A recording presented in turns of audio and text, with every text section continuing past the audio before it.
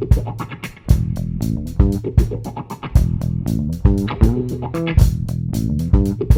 out for the Dracula coming in futurum to know your animal.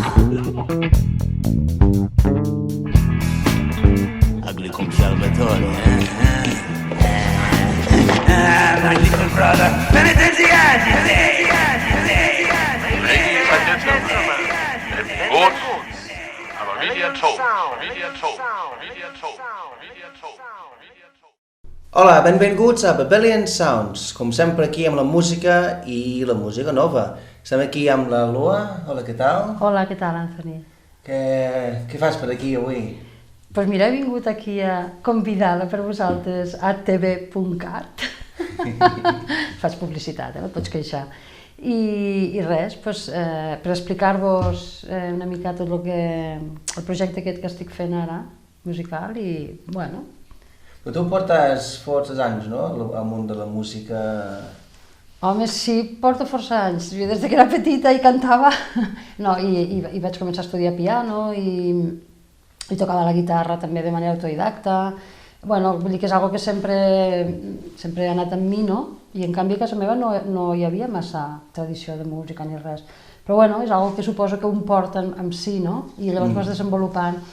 Però el que passa que després, diguem, tot sempre ha sigut a nivell no professional, sinó amateur, no? I perquè després hi ha hagut altres coses que han interferit en la meva vida, positivament, perquè, bueno, amb una elecció personal, no? Vaig estudiar la carrera de Medicina, vaig dedicar a això, professionalment a la Medicina, vaig tindre 3 fills i tot això, bueno, és com que va aparcar tota aquesta faceta durant un temps, no? Però després, fa 14 anys o una mica més, de sobte, que ja els fills eren més grans i ja vaig sentir més la necessitat de desenvolupar tot aquest aspecte i vaig començar a composar molt i toco el piano i canto i bé, vaig començar a composar molts temes i tot això em va portar a fer un disc i... Sí, que el tenim aquí, Dansa Quàntica, que és genial, es pot buscar per la pàgina web, el blog i tot així, si ja trobaràs la còpia.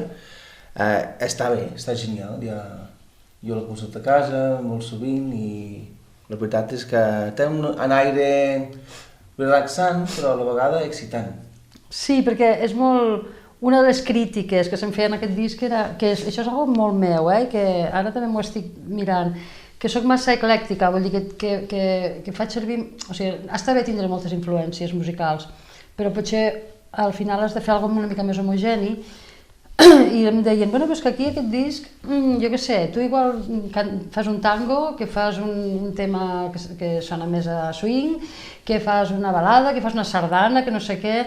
Clar, i això a vegades com que a la gent li costa, no?, etiquetar una música així, no?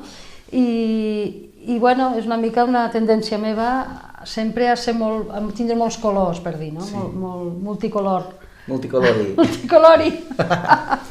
I és veritat que vas fer una veu d'una cançó d'una pel·lícula molt famosa. Sí. Que explica com va anar això, és molt maca la història. Sí, és maca. Sí, és que mira, va ser just quan estava fent aquest disc, no? Aquest disc, clar, està molt ben produït, vull dir, molt professionalment produït, perquè el productor musical amb el qual vam estar treballant molt, que és el Maurici Vilavecchia, és un músic molt experimentat i que ha fet molts treballs. I a més, ell compta amb uns músics d'estudi que es diu gent molt bona, no? Com tipus l'Horacio Fumero com a contrabaixista, tipus el Roger Blavia percussionista, el Vicenç Olson a la guitarra. Llavors hi ha una col·laboració especial d'Ignasi Terrassa, que és amic meu, el gran pianista de jazz d'aquí nostre, de català, no? Amb el seu trio. Bueno, i tot això ho explico perquè realment està molt ben produït, però allò va ser una experiència que després ja explicarem diferent a la d'ara, no? Però bueno, això ho explico perquè en aquell moment jo estava treballant amb el Maurici i a ell, el Javier Navarrete, que és el que va fer la banda sonora de la pel·lícula El laberinto del fauno, que la pel·lícula és de Guillermo del Toro, el coneixia, el que sigui, i li va dir, escolta, coneixes alguna cantant que pogués posar una veu? I curiosament, la primera veu que vaig posar va ser, no va ser per posar-la jo definitivament, sinó va ser com per fer-li una guia a l'actriu, que és la Maribel Verdú, que havia ella de cantar la nana. I bueno, llavors recordo que jo vaig dir sí, encantada, no? I vaig anar allà a l'estudi aquest que estava gravant el disc i vam posar ràpidament, és molt senzilla la nana, no? Vull dir que molt fàcil també, i va ser molt bo perquè normalment quan vas a un estudi i poses una veu, poses una altra, fas unes proves, potser a la segona o tercera et queda bé. I aquí va ser molt... el mateix, Javier va triar la primera toma que vam fer, perquè va dir, clar, també és un estil això, perquè li va agradar perquè era molt fresca, perquè era així tal qual, no? Bueno, llavors això ja està, jo em vaig oblidar del tema perquè això era una veu que a més no tenia lletra, per donar-li... en aquell moment va dir, potser li posarem una lletra, però ara de moment fem-la així. I bueno, i llavors després d'això, al cap d'un any, perquè clar, la pel·lícula estava començant, encara no s'havia començat, al cap de quasi un any, em torna a dir, escolta, que aquella veu l'hauríem de posar ara ja bé definitivament, perquè la pel·lícula ja està, sobre la pel·lícula, allò que com doblada, no? I perquè realment ha preferit el director que la posés algú, una cantant, més que la pròpia actriu, no? I així va anar, i vaig anar a un estudi a Barcelona, això es va fer, que estava el Guillermo del Toro, que estava el Javier Navarrete, i allà vaig posar aquesta veu, que clar, jo tampoc m'esperava que aquesta pel·lícula tingués tant d'èxit, no? Que després va estar nominada als Oscars, i se li van donar diversos Oscars, entre ells no el de la banda musical, de la banda sonora, però... Llàstima, però bueno, mira, i no sé, i és una anècdota que està allà, al meu currículum, per dir d'alguna manera, que tampoc ni me'n recordo, però és curiós, és divertit, està bé. Veus, tot això d'estar en grans estudis, amb grans músics i productors, ara has girat totalment la truita, com dèiem aquí, vas fer en Verkami, per aquest nou disc, que el nou disc es diu... Sinfonia de la Sagrada Intimitat. Aquest és un projecte musical que ja el tenia com semi allò, en boceto, en esborrany de feia un temps, la idea central, que ara ho explicaré una mica, i després els temes musicals, hi ha temes que són més antics i alguns més actuals. Però bueno, la qüestió és que, com que jo sabia que aquesta cosa l'havia de fer, i han passat també, sempre se'm posen coses pel mig a la vida, quan vull fer alguna cosa, i en aquest cas el que se'm va posar va ser un canvi de ciutat, de Barcelona aquí a Girona, i fer-me una casa. O sigui, clar, tot això es va posar pel mig i no em vaig poder dedicar. Però una vegada ja estava allà, dic, bueno, ara ja estic assentada, perquè hi havia com algo que jo sabia que això ho havia de fer, però sempre com que no ho feia, no? Perquè suposo que llançar, o sigui, autoproduir algo musical, un projecte d'aquest tipus, són moltes històries i fa com una espècie de mandra, no? Dius, ui, ara amb què m'he de trobar, com ho faig, no? Si no tens diners per fer-ho, si no tens molta creativitat, tens moltes idees, però falta la part material, no? Però bueno, llavors, pensant, vaig veure que existia això del Verkami, que és el sistema aquest de micromecenatge, que, bueno, pels que no ho coneguin, molta gent ho coneix, però hi ha diversos, i Verkami és un d'ells, que està molt bé, perquè Verkami realment són una gent d'aquí, catalans, que treballen molt bé, no? I simplement és que ells et fan d'intermediaris la seva pàgina web o el que sigui, tu vas allà i diguem, presentes el teu projecte i això, clar, tu t'has de fer la feina, perquè ets tu el que has de buscar a nivell d'internet això, els teus contactes, perquè la gent faci de mecenes pel teu projecte.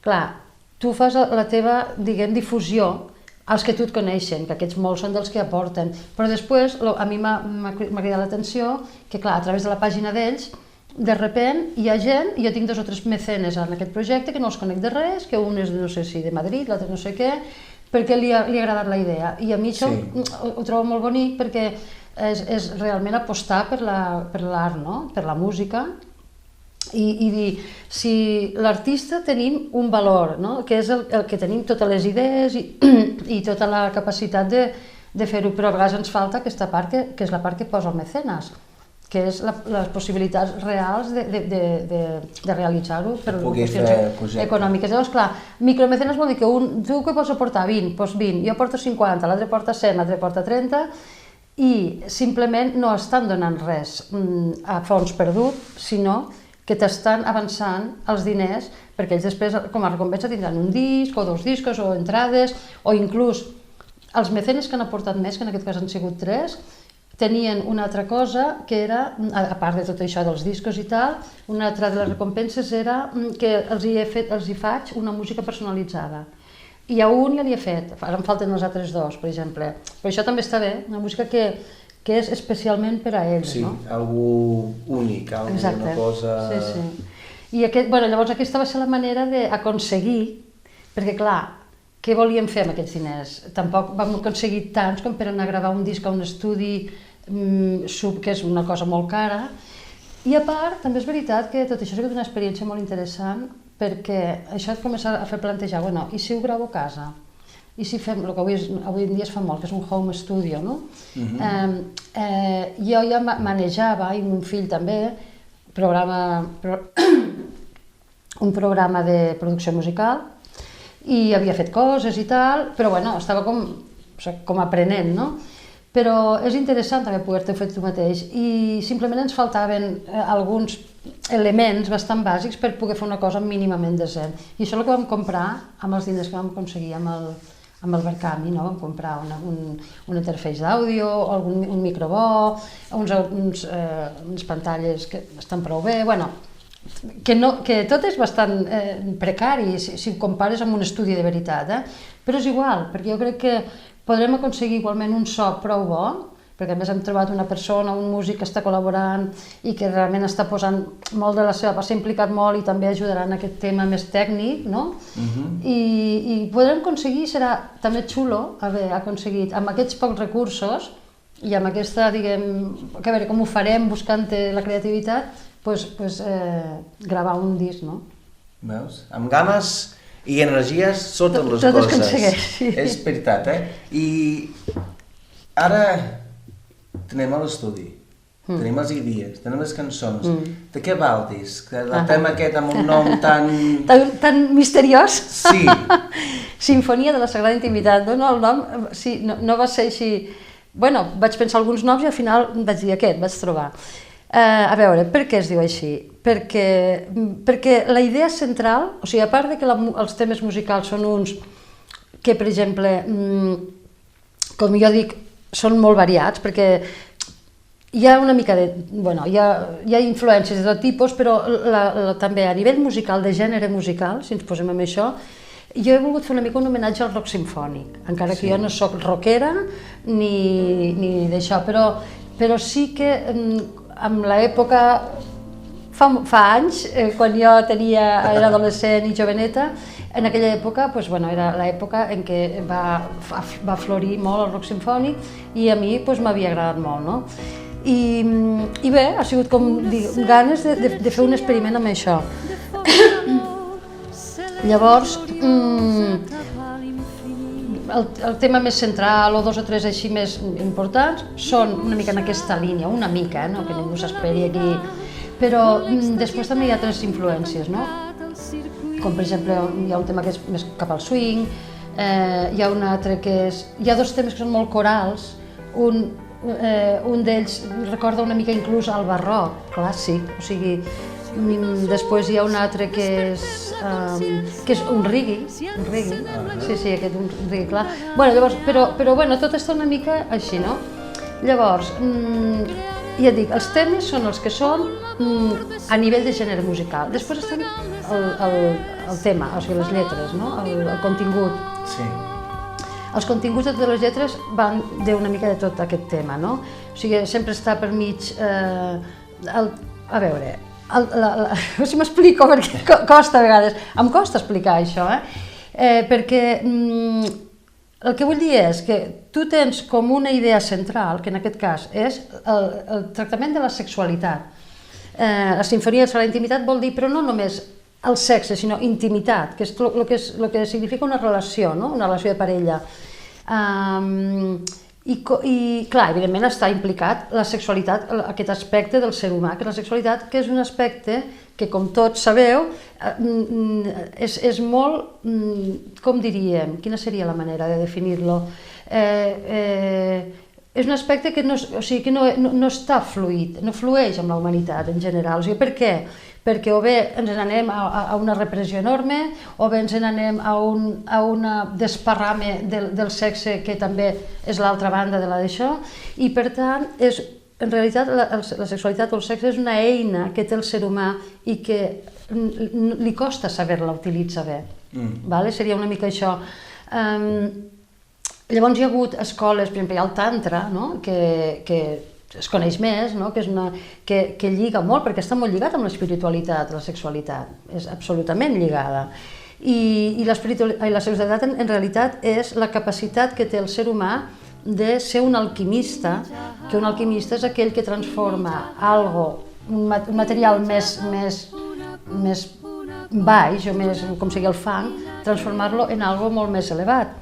I això, els humans tenim aquesta capacitat a través del nostre sistema de xacres, el nostre sistema energètic. I llavors, què passa? Que la majoria de vegades no s'utilitza bé aquesta eina que tenim, i això, com és una eina molt poderosa, si no fos poderosa, mira, però com que ho és molt, quan s'utilitza malament fa molt mal a la persona. En canvi, quan s'utilitza bé, fa molt bé. Per tant, és una mica les ganes de...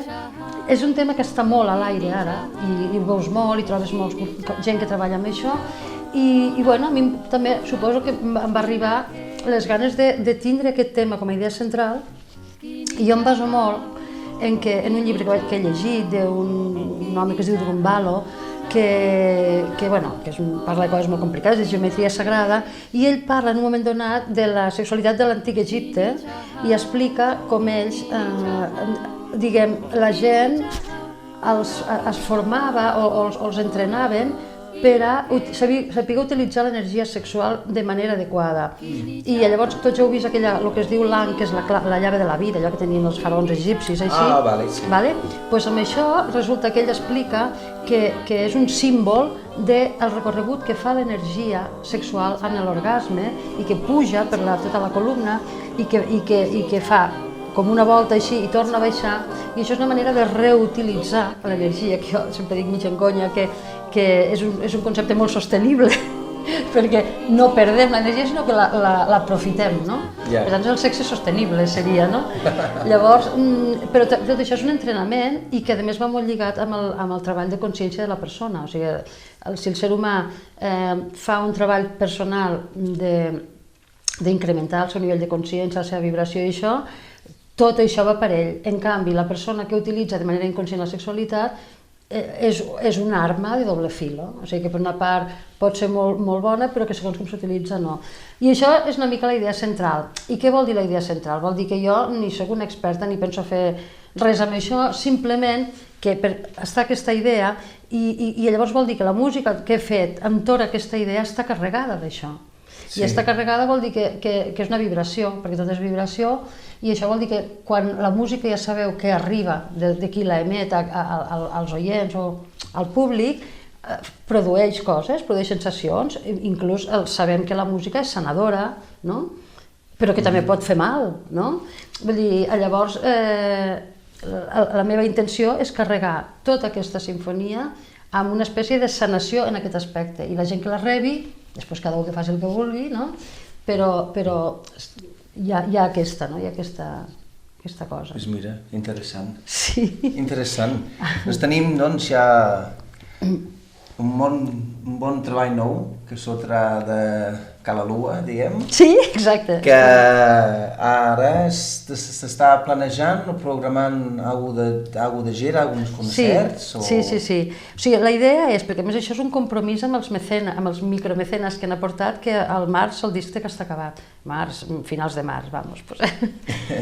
Però sí, ja està bastant avançat, ja hem gravat bastant, i ja estem ja una mica cap al final, falta posar alguns instruments i tal, perquè també hem fet després també això és interessant, perquè dius, ui, com ho fem tots junts, perquè sempre té un clima diferent. Hem gravat la base junts, el piano, veu, bateria i baix, que és una mica la base, i a partir d'aquí llavors vindran a posar un cello, tal, vull dir, estem una mica en aquesta fase, i la idea clara, i a més ja estem movent-nos, és fer 3 presentacions del disc. En principi ens hem planificat això, una a Tortosa, que probablement serà cap al maig, però encara no sabem, encara s'ha d'acabar de concretar, una que volíem que fos cap a l'abril aquí per Girona o voltants de Girona, i una a Barcelona. D'acord. I estem com treballant per tot això, no? Buscant patrocinadors, que ja en tenim alguns, i bueno, tot això. Mira, jo tinc moltes ganes. Jo també vaig fer, el de Berkami. Sí, ell és un mecenes, per al disc i l'entrada. Ell és un mecenes, sí. I tinc moltes ganes d'actualitzar aquest projecte, que vingui la realitat, i tenir la còpia només de la dansa aquàtica, però de la sinfonia, de la Sagrada Intimitat. Doncs mira, moltes gràcies, Lua. Moltes gràcies a tu, Anthony. Molta sort, i ens veiem per Girona. Exacte, per anglès, per Girona, sí. Bueno, ja veus. Moltes gràcies. Aquí, Babylon Sounds, atv.cat.